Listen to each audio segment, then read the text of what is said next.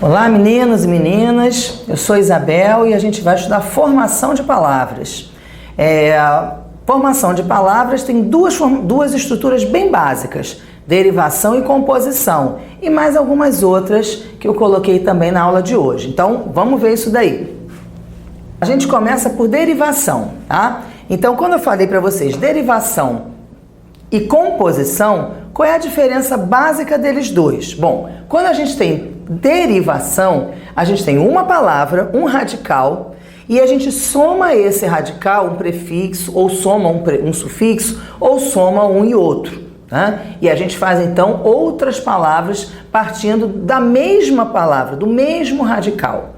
A composição é outra coisa porque eu tenho dois ou mais radicais. Então, o que vai diferenciar derivação de composição é que na derivação eu tenho um radical só, tá? Um radical só. O resto eu vou somar. Vou somar o prefixo, ou o sufixo, ou os dois. E aí reparem que o nome desses processos de formação dizem exatamente aquilo que eles são. Então, olha, o que é uma derivação prefixal? É uma derivação que parte da colocação de um prefixo ao radical. Então, vamos supor o nosso radical aqui, ó, leal. Leal, um adjetivo. Aí eu quero negar o sentido desse adjetivo. A pessoa não é leal. Então, se ela não é leal, eu tenho que criar uma palavra para identificar, né, essa nova palavra. Eu vou colocar então um prefixo e vou fazer desleal. Então, desleal é um exemplo de derivação prefixal. Há alguns concursos que usam uma linguagem mais moderna que chamam então a derivação prefixal de prefixação. É a mesma coisa, tá? Derivação prefixal e prefixação, então, são a mesma coisa. É a colocação, é o acréscimo do prefixo ao radical. Quando a gente tem a derivação sufixal, ora, o que eu vou acrescentar ao radical? Um sufixo. Então, se o prefixo a gente coloca antes, o sufixo a gente coloca depois, né? Prefixos e sufixos têm um nome geral, que é o afixo. Então, se você diz assim, a palavra desleal contém um afixo, contém mesmo. Agora, que afixo que ele tem? Um prefixo, tá? Então, os afixos são os prefixos e os sufixos, ok? Nomenclatura, é importante a gente saber um pouquinho dessa nomenclatura, porque nos concursos os enunciados podem cobrar qualquer coisa, né? Então, às vezes, uma questão muito fácil, como identifique qual das palavras abaixo contém um afixo. E aí você não sabe o que é afixo, vai perder uma questão ridícula, né? Então, afixo é o nome geral que se dá para prefixos e sufixos.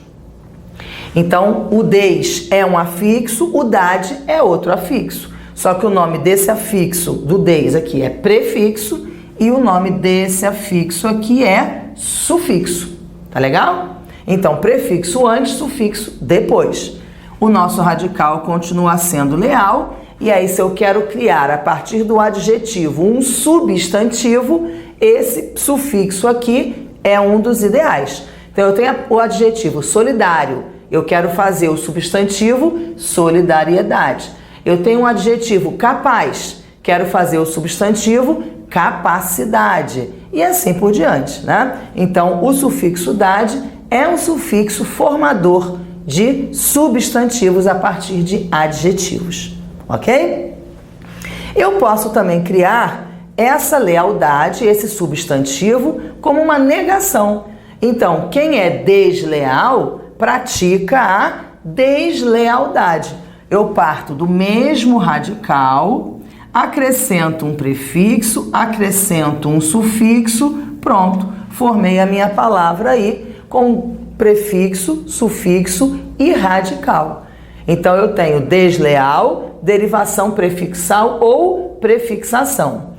Lealdade, derivação sufixal ou sufixação.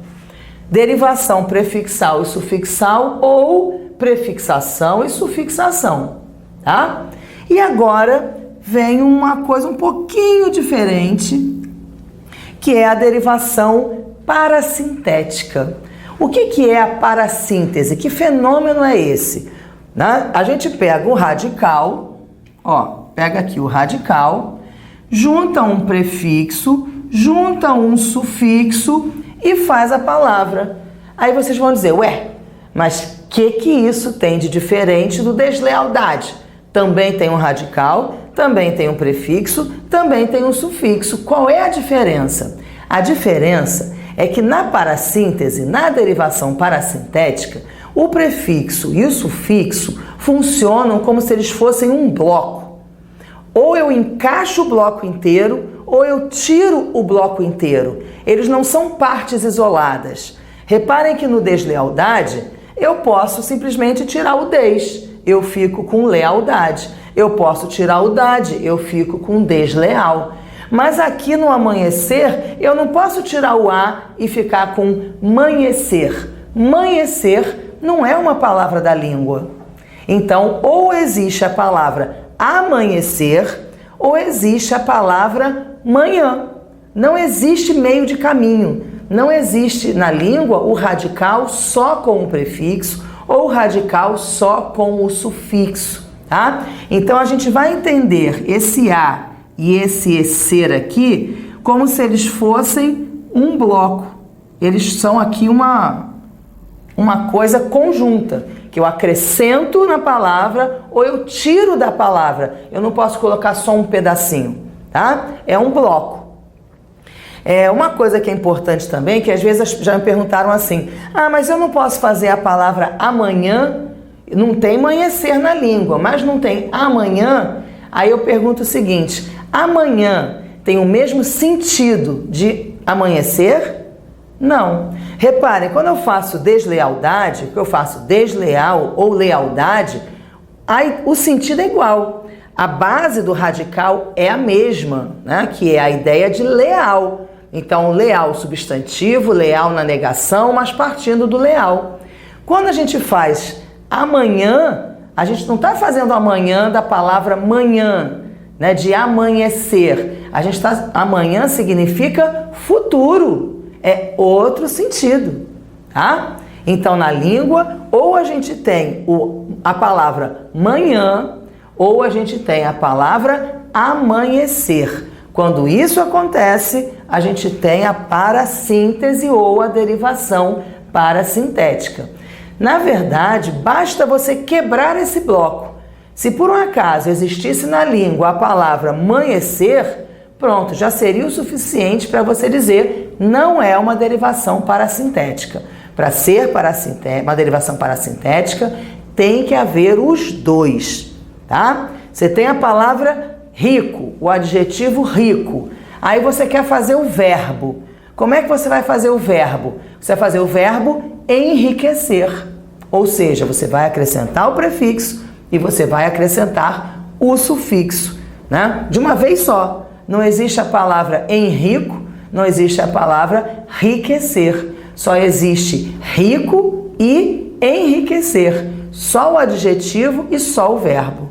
Tá? Então, esse fenômeno da língua, esse processo de formação da palavra chama parassíntese. Tá? Então, é diferente da derivação prefixal e sufixal, em que prefixo e sufixo são livres, são radicais livres, são partes livres. Tá? O prefixo e o sufixo da derivação parasintética não são livres, um está preso no outro. Tá? Para onde um vai, o outro vai. Vamos continuar aqui agora. Nós temos também aquelas 4 primeiras derivações que nós vimos, lidam então com afixos. Radical mais afixos. Tá? Então, prefixação, sufixação, prefixação, sufixação e parassíntese. Quando a gente tem essa outra derivação regressiva, a gente não vai lidar mais com prefixos nem com sufixos.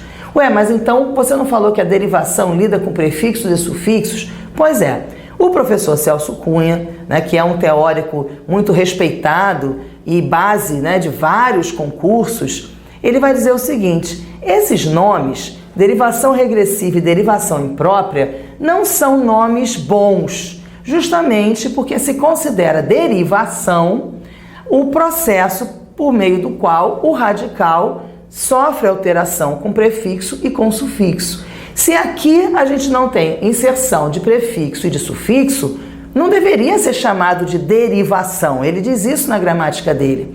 E ele ainda diz mais, ele assim, por falta de nome melhor, ficou sendo chamado de derivação mesmo.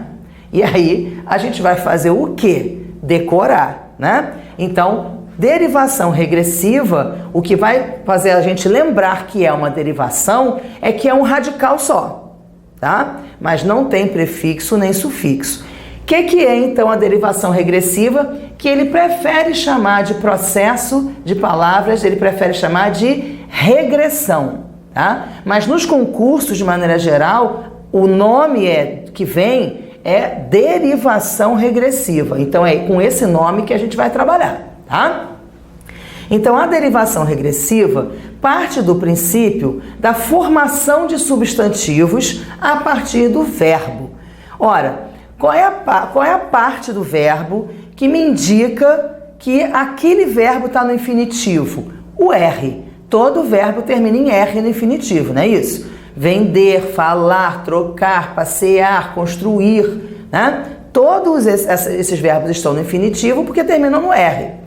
Ora, para eu então fazer a palavra deixar de ser verbo e passar a ser substantivo, qual é o processo que acontece? A perda desse R, tá? Então, do verbo trocar, a gente faz o substantivo troca, a troca, né? Então, houve uma regressão, ou seja, houve uma perda de sonoridade, houve uma perda de letra, né? Que vai então marcar a diferença, a passagem do verbo para o substantivo. Isso então é chamado de regressão ou de derivação regressiva, embora o nome não seja muito bom, é esse que a gente vai decorar. Então, derivação regressiva, quando a gente tira a palavra, transforma a palavra de verbo para substantivo, tirando o R. Em alguns momentos a gente vai precisar fazer uma adaptação, né? Por exemplo aqui, resgatar. Se a gente tirar o R de resgatar, a gente vai fazer como? O resgata, né? Aqui é certinho, ó, trocar a troca, só tirou o R. Mas aqui, se eu só tirar o R, eu vou transformar o substantivo em o resgata. O resgata, né, das pessoas que foram soterradas, enfim. Então, o que aconteceu com esse o resgata? O povo deve ter achado muito feio e como a gente sabe que na língua tudo é arbitrariedade e convenção, as pessoas resolveram trocar o A pelo E e ficou muito mais sonoro, o resgate, pronto, acabou a história. Então, a gente tira o R e faz uma adaptação fonética ali, mas de qualquer maneira, houve a transformação do verbo para o substantivo.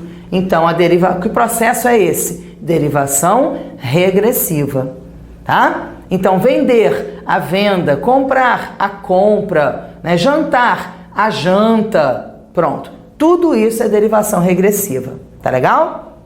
Sonhar, o sonho e assim por diante. Bom, vamos lá. Se bem que de sonhar o sonho é outro processo. Vamos parar lá pelo vender, a venda, comprar, a compra.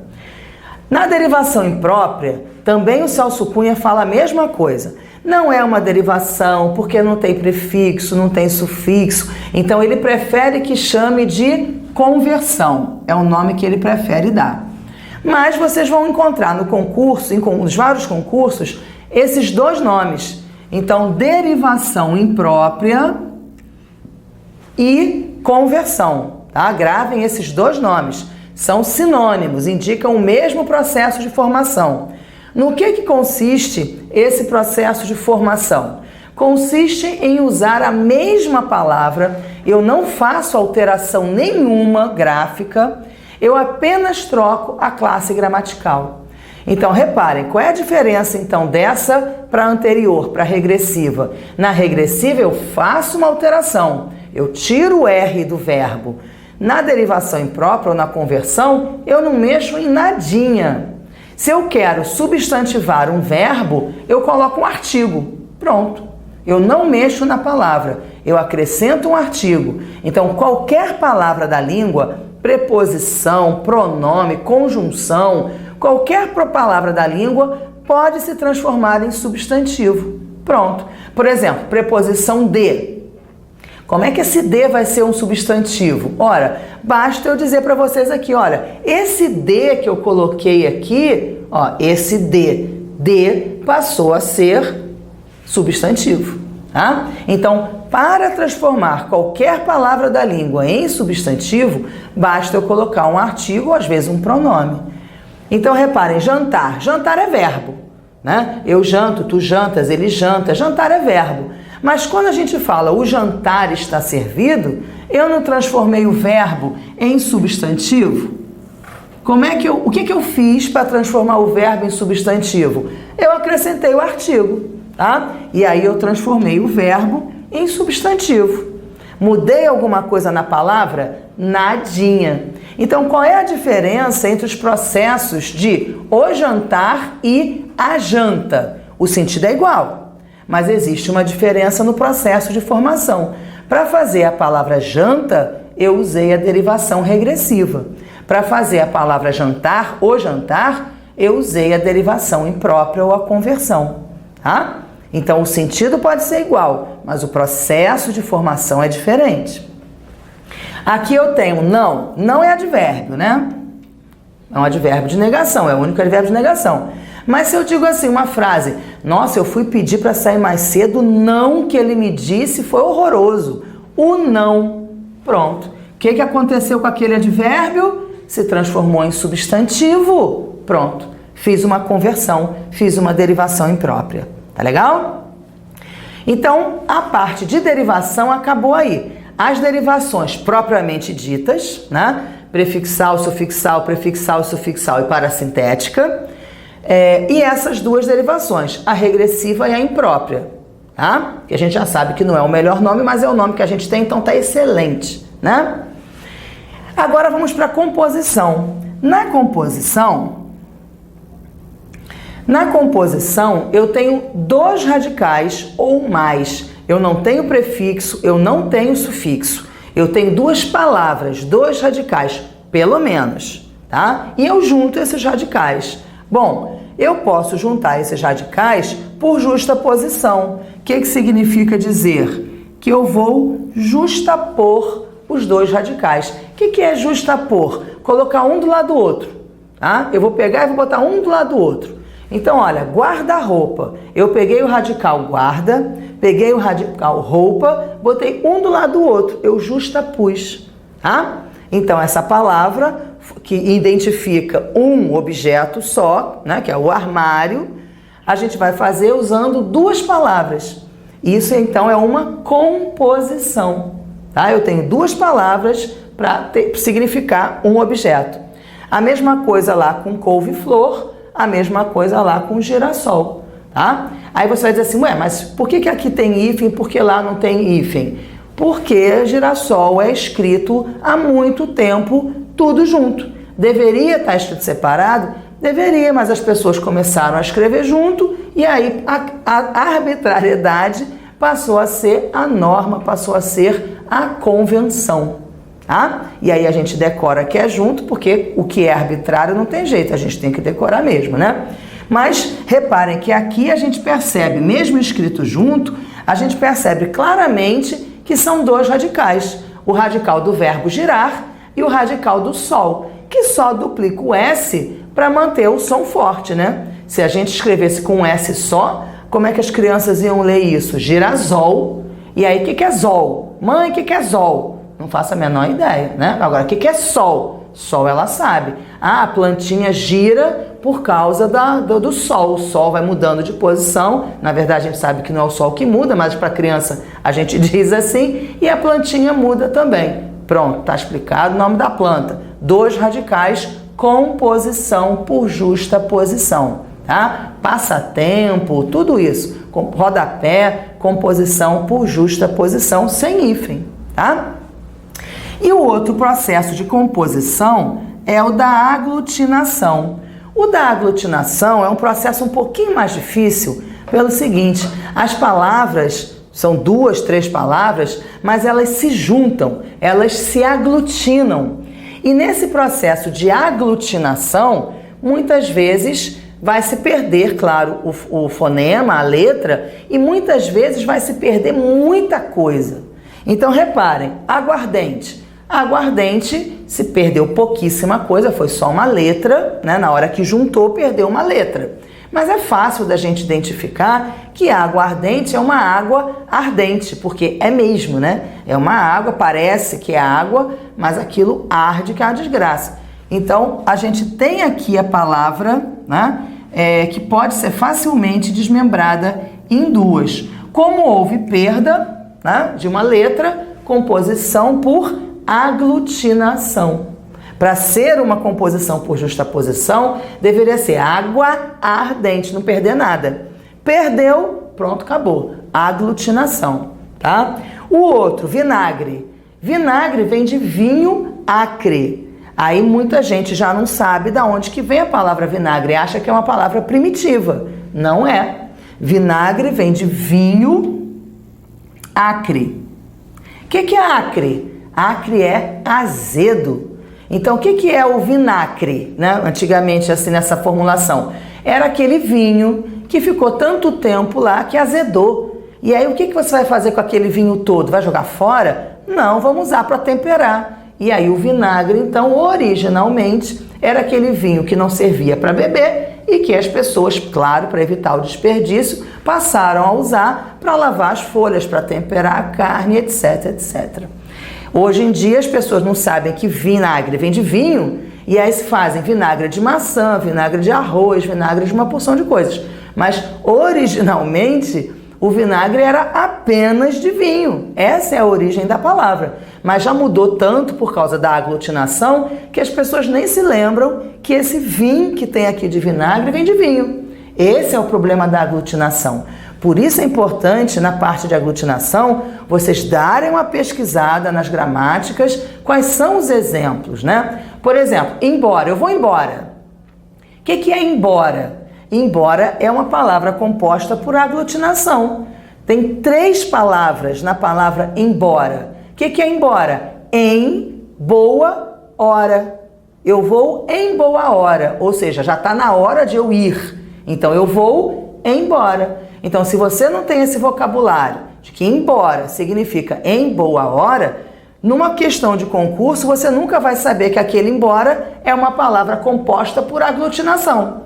É capaz de você dizer que é uma palavra primitiva, que é uma palavra única, e não é.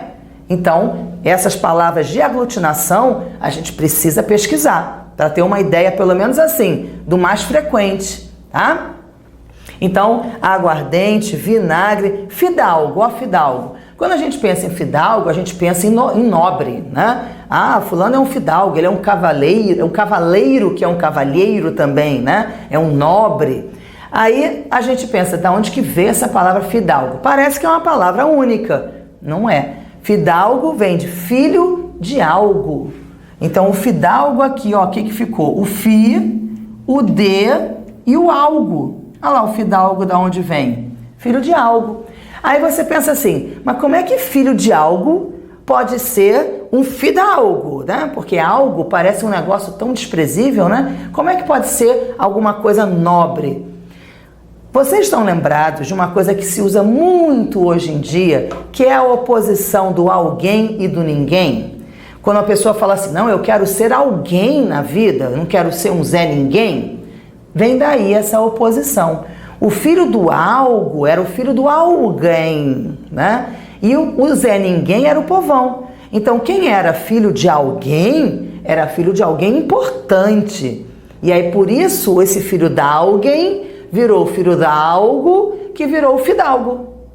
Olha da onde que veio o troço. Se a gente não souber essa historinha da língua, a gente jamais vai dizer que palavra fidalgo é uma palavra composta por aglutinação, tá? Então, vai dar um trabalhinho aí para vocês, mas vocês precisam, né, ir nas gramáticas e ver que outras palavras tem. Pernilongo, petróleo, tudo isso é composição por aglutinação. Tá legal? Bom, então na aglutinação tem perda, às vezes uma perda grande, né? E na justaposição não tem perda nenhuma, tá bom? O que mais que a gente tem aqui? As onomatopeias. A onomatopeia é um processo de formação de palavras baseado no som. A pessoa escreve o som. Então, bem-te-vi. Por que o nome do passarinho é bem-te-vi? Porque alguém resolveu dizer que o som que o passarinho emite é bem-te-vi. E aí passaram a chamar o passarinho de bem-te-vi. Ou seja, a palavra está criada a partir do som, tá? Então, a onomatopeia é a reprodução escrita do som. Redobro. Redobro a gente já sabe. Redobro, o próprio nome já está dizendo. É uma sílaba duplicada. Essa sílaba duplicada aparece muitas vezes na linguagem familiar. A palavra é mãe. Aí, para criança, você faz mamãe. Porque a criança pequena duplica tudo mesmo, né? Ela não fala mãe, avó, avô. Ela, para começar a falar, ela começa a repetir. Mamá, papá, papá. Aí pronto, mamãe, papai, vovô, vovó, titia, din-din, tudo isso, né? Tudo repartindo da duplicação ou do redobro. Agora, existem onomatopeias com redobro, ou seja, palavras que são criadas a partir do som, mas que as pessoas duplicam. Ó, o ping-pong é parte do som. Ping-pong, ping-pong. Se escreveu dessa maneira. O tic-tac do relógio, tic-tac, tic-tac, né? O som escrito. E reparem que parte, não é só o tic, é o tic-tac, tic-tac, parte do redobro. Então, é o som mais o redobro. A abreviação é outra forma outro processo, né, para formar a palavra. Então, ONG, organização não governamental. Mas as pessoas usam, né, antecedido de artigo como se fosse um substantivo. A ONG deu dinheiro para fazer tal projeto, né? Então, a abreviação, que normalmente se dá pela maiúscula, né, das vogais, a maiúscula das palavras formadoras, às vezes não. Por exemplo, Petrobras. Petrobras é petróleo brasileiro. São duas palavras só. Mas a pessoa fala a Petrobras, é a instituição, a ONU. Hibridismo. O hibridismo também parte dessa ideia de composição, ou seja, são dois radicais. Então, quando eu falo automóvel, a gente consegue rapidamente identificar que existe um radical alto, e o radical móvel. Tá? Televisão, tem o radical tele, tem o radical visão. Mas por que então não é composição? Por preciosismo só. Hibridismo é uma composição cujos elementos de formação são de origens diferentes. Então, olha, alto vem do grego, móvel vem do latim. Então, um é o radical grego, o outro é um radical latino. Então, eu não posso dizer que é uma composição por justaposição, é um hibridismo. Aí vocês vão ter que ralar mais um bocadinho, porque decorar radical grego, decorar radical latino é dose. Mas os principais vocês têm que saber. Automóvel, televisão, muito fácil, né? Então esses vocês têm que saber. Tele vem do grego, visão vem do latim, então tele é um radical grego, visão é um radical latino. Isso aqui é o hibridismo, tá? Composição com radicais diferentes. O pseudônimo, por exemplo, é uma composição. Por quê? Porque tanto o pseudo quanto o ônimo são radicais gregos. Então, como eles têm os dois a mesma origem, aí a gente diz que aqui tem composição, mas em automóvel tem hibridismo, tá? Preciosismo de acadêmico.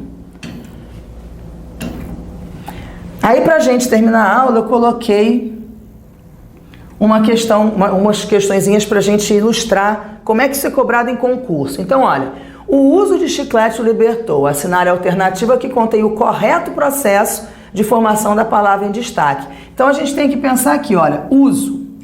Uso é uma palavra que vem de verbo, não é? O verbo usar, a gente faz o uso. Como é que a gente chama então esse processo que transforma o verbo em substantivo? Tá lá, rapidinho, ó, derivação regressiva, né? A gente nem precisa ver as outras, é só catar a derivação regressiva. Muito fácil, né? Muito fácil. Olha o outro. Em que serão dignos de seu sobrenome, o substantivo grifado foi formado pelo processo de... Bom, a gente tem aqui um radical, nome. E esse radical tem um sobre. O que eu preciso saber? Se esse sobre é outro radical para ser uma composição ou se aquele sobre é um prefixo para ser uma derivação. Ele é um prefixo. Então, se ele é um prefixo, eu tenho uma derivação prefixal. Então, sob, sub, sobre, todos esses são prefixos, não são radicais não, são prefixos. Contra, todas essas palavras que a gente tem uma correspondência de preposição, são todas palavras que são prefixos. Então, tá lá, sobrenome e derivação prefixal. E para a gente terminar, essa última aqui. Diante desta cruel realidade, o belo torna-se repugnante. A palavra belo nessa frase, quanto ao processo de formação, classifica-se como? Ora, belo não é um adjetivo? Aquele homem é belo, aquela mulher é bela. Belo é um adjetivo. Mas aqui a gente está usando como adjetivo? Não. Por quê? Porque a gente transformou em substantivo ao colocar o artigo o. Então, que processo de formação é esse quando a gente troca a classe gramatical da palavra sem mexer nela? Tá aqui, ó, derivação imprópria, tá? Então, a derivação imprópria é quando a gente troca a classe gramatical. Bela é adjetivo, está sendo usado como substantivo, pronto, derivação imprópria, ok? Então é isso, meninos. Mandar brasa aí na parte de formação de palavras. Até a próxima!